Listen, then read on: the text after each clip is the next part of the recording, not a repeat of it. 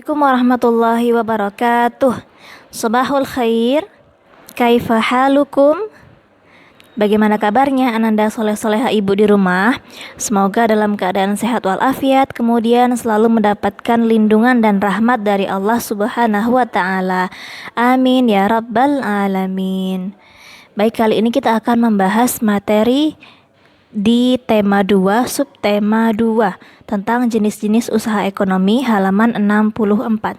Okay, before we start our lesson today, hayya bina nabda darsana biqiraati basmalah.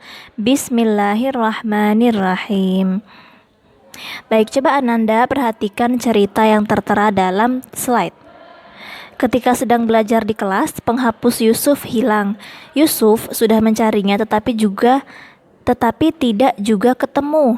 Saat istirahat, Yusuf pergi ke koperasi sekolah untuk membeli penghapus baru. Nah, koperasi ini merupakan salah satu bentuk kegiatan ekonomi yang dilakukan manusia secara berkelompok. Apa saja sih jenis-jenis usaha ekonomi yang perlu antum ketahui? Ada 2. Yang pertama, usaha ekonomi perorangan. Yang kedua, usaha ekonomi kelompok. Usaha ekonomi perorangan dapat dilihat dalam slide. Itu cirinya modalnya terbatas karena hanya perorangan yang melakukan usaha. Kemudian tujuannya memenuhi kebutuhan pribadi atau perorangan. Skala dari tujuan pemenuhan kebutuhannya kecil, hanya pribadi dan perorangan. Contohnya pertanian, perdagangan, usaha jasa yang dikelola sendiri.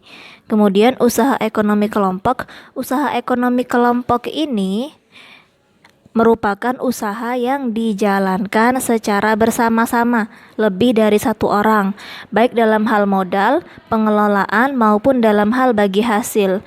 Jadi modalnya bersama, secara berkelompok, pengelolaannya juga bersama. Kemudian bagi hasil setelah usahanya berjalan. Contohnya firma, CV,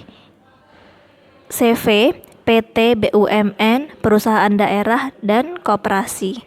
Firma merupakan bentuk usaha yang didirikan dan dijalankan oleh sedikitnya 2 orang. Modalnya berasal dari pendirinya. Pendiri perusahaan merupakan pemilik sekaligus pemimpin perusahaan yang dikelola.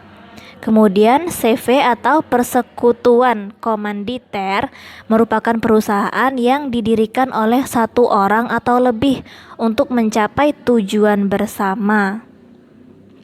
Pada CV terdapat peserta atau anggota yang memiliki tanggung jawabnya masing-masing. Kemudian PT atau perseroan terbatas. Perseroan terbatas ini merupakan badan usaha yang memiliki badan hukum resmi. PT dimiliki oleh minimal 2 orang atau lebih. Modal untuk PT ini berasal dari penjualan saham. Kemudian BUMN. BUMN ini badan usaha milik negara. Merupakan perusahaan yang seluruh modalnya dimiliki oleh negara. Ada 3 bentuk perusahaan negara, yaitu perusahaan jawatan atau perjan, perusahaan umum atau perum, dan perusahaan perseroan atau persero.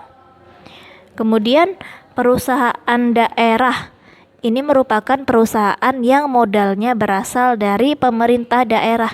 Kalau yang tadi pemerintah pusat, kalau yang ini pemerintah daerah.